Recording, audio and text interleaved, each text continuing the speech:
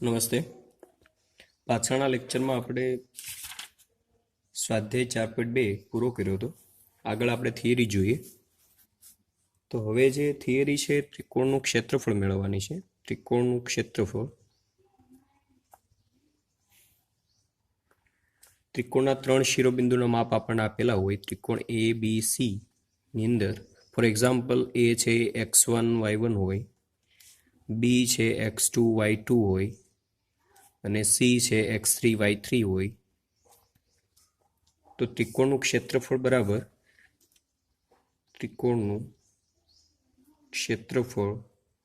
બરાબર 1/2 in modulus D, capital D equal to આપણે એક નીચે એક મેળવવાનું છે જે x1 y1 1, x2 y2 1, x3 y3 1.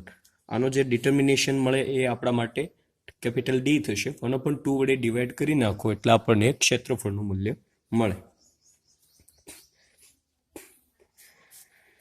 ક્ષેત્રફળ હંમેશા આપણે બધાને ખબર જ હોય, ક્ષેત્રફળ ઓલવેઝ ગ્રેટર ધેન 0.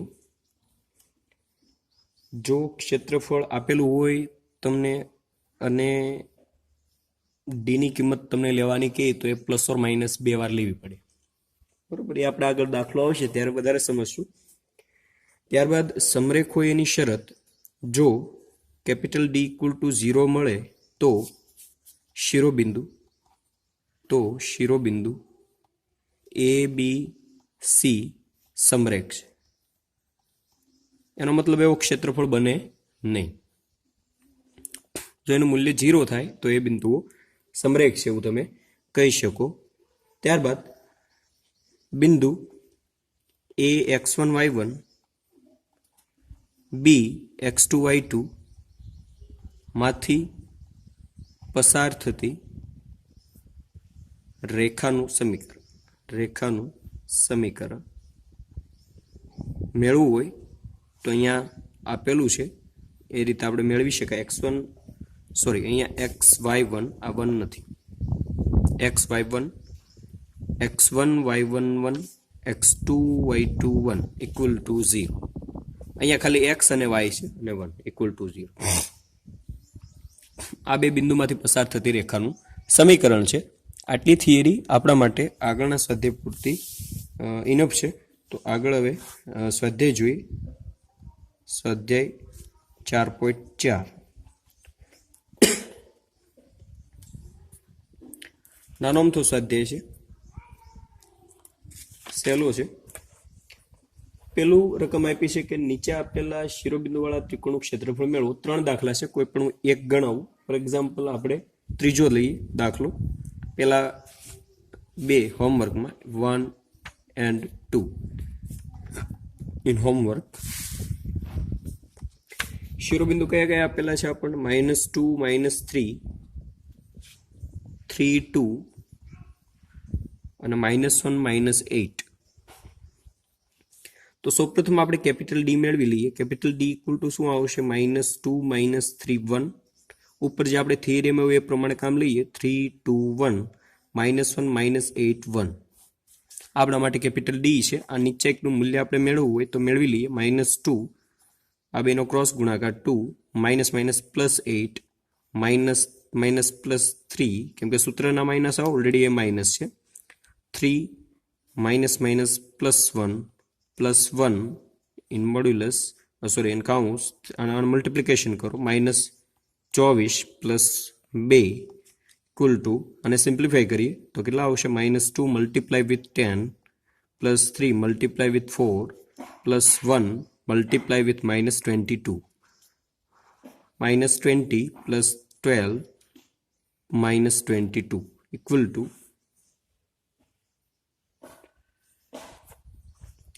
કેટલા આવશે? અહીંયા -10 -20 સાદરૂપ આપો એટલે -30 મળે. આપણે ડી મળ્યા. હવે ક્ષેત્રફળ બરાબર સૂત્ર કયું લાગશે? ક્ષેત્રફળ બરાબર 1/2 modulus D equal to 1/2 modulus -30 minus plus. હમણાં જ વાત થઈ, ક્ષેત્રફળ ક્યારે માઇનસ હોય નહીં, એટલે એનું ક્ષેત્રફળ કેટલું મળશે? 15 એકમ મળે. આગળ જોઈએ બીજું, સાબિત કરો 3 બિંદુઓ આપેલા છે સમરેખ છે. તો એ ત્રણેય બિંદુઓને સમરેખ હોવાની શરત કઈ છે? કેપિટલ ડી ઇક્વલ ટુ 0 થવા જોઈએ. તો આપણે ત્રણેય શિરોબિંદુને મૂકી દઈએ. A B plus C 1, B C plus A 1, C A plus B 1. Okay. આની અંદર નિશ્ચયકની આપણે કોઈ પણ પ્રક્રિયા કરીએ તો કઈ રીતે કામ લઈ શકે? એક કામ કરીએ, C1 ની અંદર પ્રોસેસ કરીએ, C1 અને C2 બંનેને કમ્બાઈન કરી દઈએ. તો કમ્બાઈન કરો એટલે શું આવશે? નિશ્ચય કેવો બને? A plus B plus C, A plus B plus C, A plus B plus C, B plus C, C plus A plus B 1 1 1. અહીંયાથી આ જે ભાગ છે પહેલી કોલમમાંથી કોમન કાઢી લો. કોમન કાઢો એટલે શું આવશે?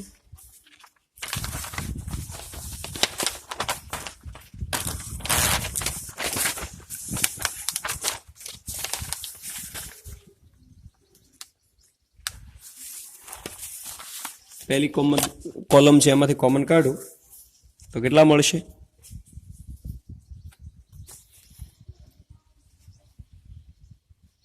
એ plus B plus C common નીકળી જાય તો શું આવે?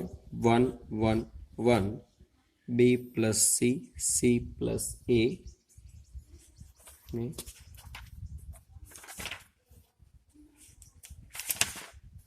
કેટલા છે? બી પ્લસ સી, સી પ્લસ એ અને એ પ્લસ બી 1 1 1. તો જો આ તો આપણો ગુણધર્મ આવી ગયો. બે કોલમ સરખી હોય અથવા બે હાર સરખી હોય તો વેલ્યુ કેટલી થઈ જાય? 0. 0 સાથે કોઈ પણ ગુણાય એટલે 0. તેથી કરીને લખી નાખો કેપિટલ ડી ઇક્વલ ટુ 0. તેથી એ બી સી સમરેખ છે. આ સમરેખ હોવાની શરતનું પાલન થાય છે એટલા માટે સમરેખ છે. ત્રીજો એક્ઝામ્પલ જોઈએ. એની અંદર બે દાખલાઓ છે, કોઈ પણ એક ગણીએ આપણે.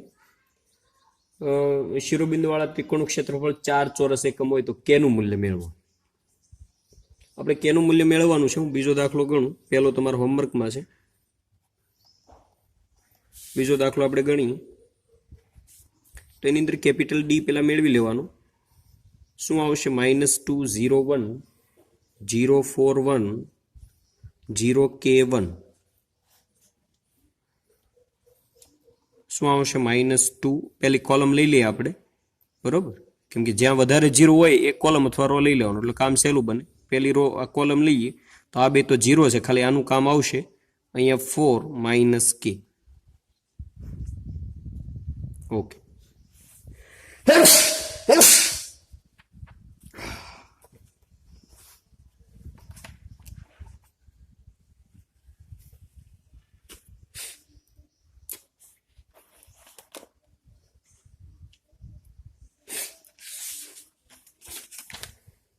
-2 ને -2 ને અંદર ગુણી નાખો.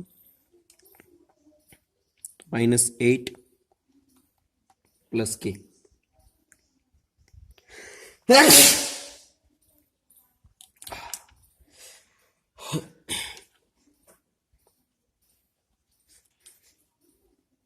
તો ત્રિકોણનું ક્ષેત્રફળ બરાબર શું આવશે?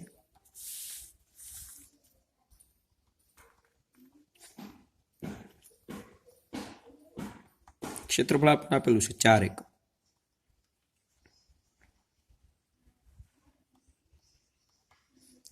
અને અહીંયા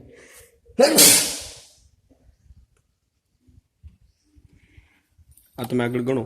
1 મિનિટ આવું.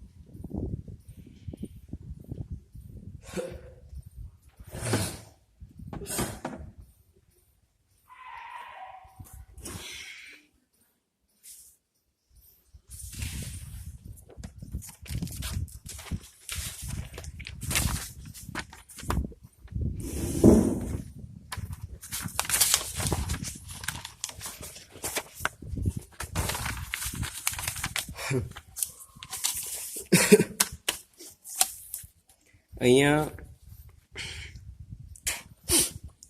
આ બેને અહીંયા મલ્ટીપ્લાય કરો એટલે 8 ઇક્વલ ટુ -8 પ્લસ 2k. હવે અહીંયા એક ધ્યાન રાખવાનું છે કે આવી રીતે ક્ષેત્રફળ તમને આપેલું હોય તો માનાંકની બહાર કાઢો એટલે એકવાર પ્લસ લેવાનો એકવાર માઇનસ લેવાનો. ફોર એક્ઝામ્પલ અહીંયા 8 ઇક્વલ ટુ -8 પ્લસ 2k ઓર બીજું -8 લેવાનું ઇક્વલ ટુ -8 પ્લસ 2k. માનાંકની બહાર કાઢો એટલે આ જે છે એ એકવાર પ્લસ લેવાના એકવાર માઇનસ લેવાના. આ એક ધ્યાન રાખવાનું બરોબર. આની અંદર આ પ્રકારના દાખલાની અંદર સાદુરૂપ આપો કેટલા આવશે? આ બાજુ જાય એટલે 16 થઈ જાય એટલે k ઇક્વલ ટુ કેટલા આવશે? 8. અહીંયા k ઇક્વલ ટુ કેટલા આવશે? 0. બે ઓપ્શન મળે, એકમાં 8 આવશે જવાબ, એકમાં 0 આવશે. ઓકે, બસ અહીંયા દાખલો પૂરો. કેની કિંમત જ મેળવવાની હતી. પછી બે દાખલા એવા છે કે નીચે એકનો ઉપયોગ કરીને જે બે બિંદુઓ આપેલા છે એને જોડતી રેખાનું સમીકરણ મેળવવાનું છે. કોઈ પણ એક આપણે ગણીએ એની અંદરથી. પહેલો છે હોમવર્કમાં લઈ લ્યો, બીજો આપણે ગણીએ તો રેખાનું સમીકરણ બરાબર ડાયરેક્ટ આપણે મૂકી દઈએ. બિંદુ કયા ગયા છે? એક તો 3 1 1 સોરી થિયરીમાં શું હતું? પહેલા xy1 પછી બિંદુ 3 1 1 9 3 1 ઇક્વલ ટુ 0 લઈ જાઓ. સાદુરૂપ આપો. x કૌંસમાં કેટલા આવશે? 1 - 3 y કૌંસમાં કેટલા આવે? 3 - 9 પ્લસ 1 કૌંસમાં 3 3 ગુણ્યા 9 - 9 ઇક્વલ ટુ 0. સાદુરૂપ આપો. -2x plus 6y equal to 0. 2 common કાઢીને ઓલી બાજુ જોવા દો, માઇનસ પણ કોમન કાઢી નાખો. x - 3y equal to 0. આ માંગેલ રેખાનું સમીકરણ થઈ ગયું.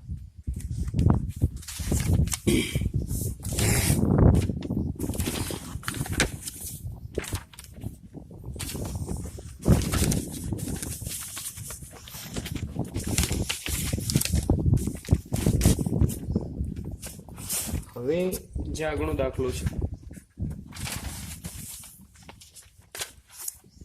એ પણ સહેલું છે. કેનું મૂલ્ય મેળવવાનું છે એ પણ તમે જાતે મેળવો, હોમવર્કમાં લઈ લેજો ઓપ્શન બરોબર.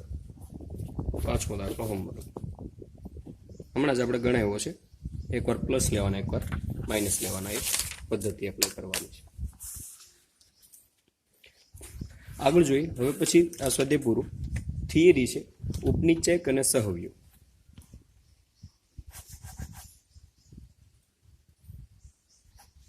થિયરી ઉપનિચયક. ઉપનિચયક કોને કહેવાય અને એની શેને આપણે દર્શાવવાનું હોય એ આપણે જોઈએ કે જે ઘટક AIJ એ આયમી હાર અને જેમાં સ્તંભમાં આવેલ છે બરાબર. આ તો આપણને સમજાય છે કે પેલું જે અંક છે હાર દર્શાવે, બીજો અંક છે કોલમ દર્શાવે. તો આ હાર અને સ્તંભ સિવાયના ઘટકોને તે જ સ્થિતિમાં રાખી મળતા નિચયકને AIJ નો ઉપનિચયક કહે છે. ઉપનિચયક કહે છે. તેને MIJ વડે દર્શાવાય.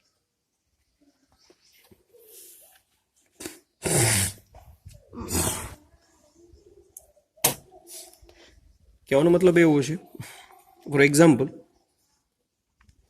નિચયક અહીંયા આ ટાઈપનું કંઈક છે. For example D equal to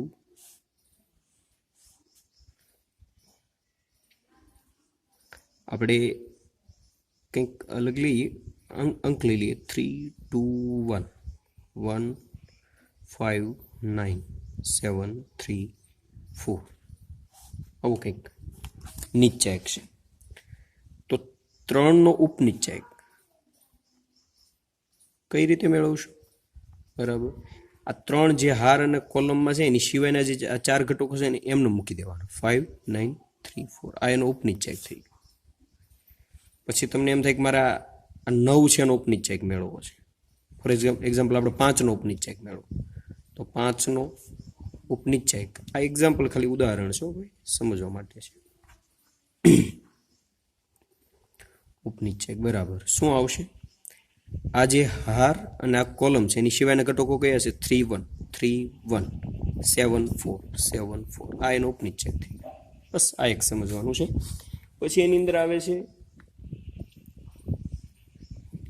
સહઅવયવ.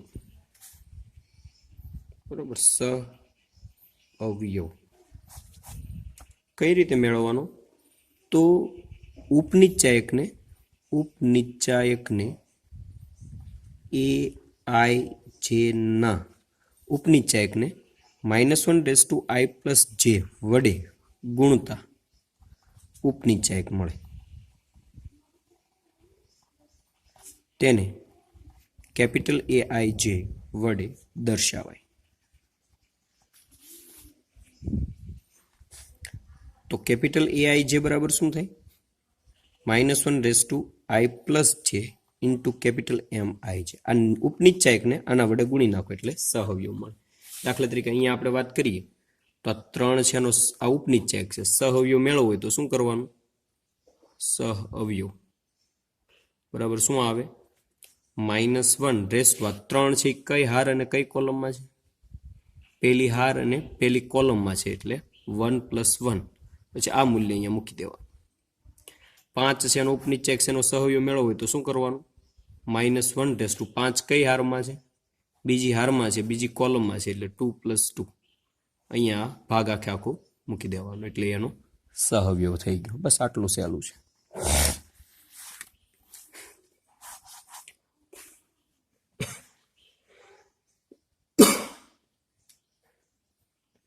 બીજી વાત થિયરીની છે કે એક હાર અથવા સ્તંભ ના ઘટકોને અન્ય કોઈ હાર અથવા સ્તંભ ના સહઅવયવ વડે ગુણી તેમનો સરવાળો 0 થાય. કહેવાનો મતલબ delta = A11 capital A21 plus A12 capital A22 plus A13 capital A23. આ શું છે? આ ઘટકો કઈ હારના છે? જો પહેલો અંક હાર દર્શાવે એટલે બધી જગ્યાએ 1 1 છે. એ બધા ઘટકો 3 3 કઈ હારના થાય? પહેલી હારના ઘટકો છે. આ સહઅવયવ કઈ હારના છે? બીજી હારના છે. એટલે પહેલી હારના ઘટક સાથે બીજી હારના સહઅવયવને ગુણી સરવાળો કર્યો એટલે એનું મૂલ્ય 0 આવે. નિશ્ચયકનું મૂલ્ય મેળવવું હોય તો નિશ્ચયક ડેલ્ટા બરાબર જે તે હારને મતલબ જે હારના જે ઘટકો હોય એ જ હારના સહઅવયવ વડે ગુણીને સરવાળો કરો એટલે નિશ્ચયકનું મૂલ્ય મળે. ફોર એક્ઝામ્પલ અહીંયા તમારે નિશ્ચયકનું મૂલ્ય મેળવવું હોય તો કઈ રીતે મળશે આપણને? A11 capital A11 plus A12 capital A12 plus A13 capital A13.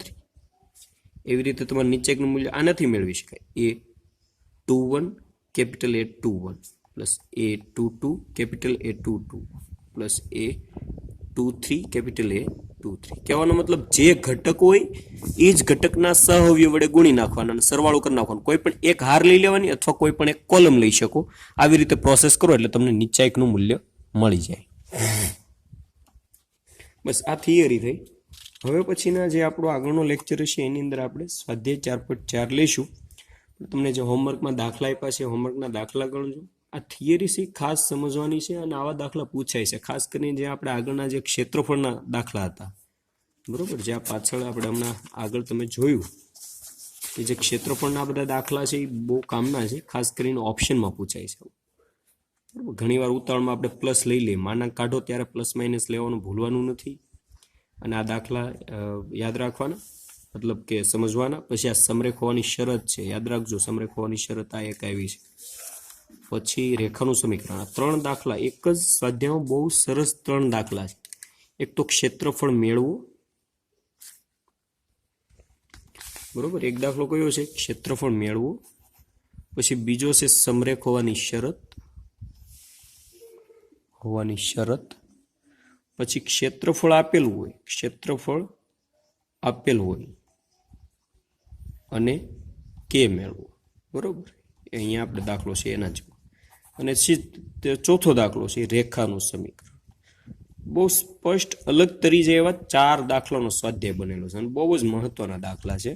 ક્ષેત્રફળ મેળવવું, સમરેખ હોવાની શરત ચેક કરો, ક્ષેત્રફળ આપેલું હોય તો કે મેળવવું, અને ત્રીજું છે રેખાનું સમીકરણ. આમાંથી કોઈ પણ એક દાખલો તો લગભગ બોર્ડની અંદર ફરજિયાત લોકો ઓપ્શનમાં પૂછતા હોય, 50 માર્કનો ઓપ્શન હોય તો. પણ હવે આગળની પેપર સ્ટાઇલ કેવી નક્કી કરે ગવર્મેન્ટ, પણ તેમ છતાંય જો આ ચેપ્ટર એની અંદર આવે જ છે તો ફરજિયાત એકાદો દાખલો આની અંદરથી તો હશે જ. એટલે આ સ્વાધ્યાય બહુ જ મહત્વનો છે અને સહેલો છે, ગાણિતિક છે, કંઈ લાંબુ વિચારવાનું નથી, સૂત્રો યાદ રાખવાના છે, પદ્ધતિ આવડતી હોય તો સહેલાઈથી તમે જવાબ મેળવી શકો. એટલે આ પ્રેક્ટિસ કરજો અને આના દાખલા ગણજો. તમને ગણવાના કીધા એ ગણીને પાછા મને તમે વોટ્સએપની અંદર મોકલજો. મહેનત કરજો અને થિયરી ઉપર ભાર મૂકજો. આપણી થિયરી 4.4 સુધીની. આ સ્વાધ્યાય કેટલામાં હતો આપણો? મારા ભૂલ પડી ગઈ ને. આ સ્વાધ્યાય કેટલામાં છે? 4.3માં છે. ઓકે, હવે પછીનો જે સ્વાધ્યાય આવશે કયો આવશે? 4.4. એ આપણે હવે આગળના લેક્ચરમાં જોશું. અહીંયા આપણે આપણો ક્લાસ પૂરો કરીએ.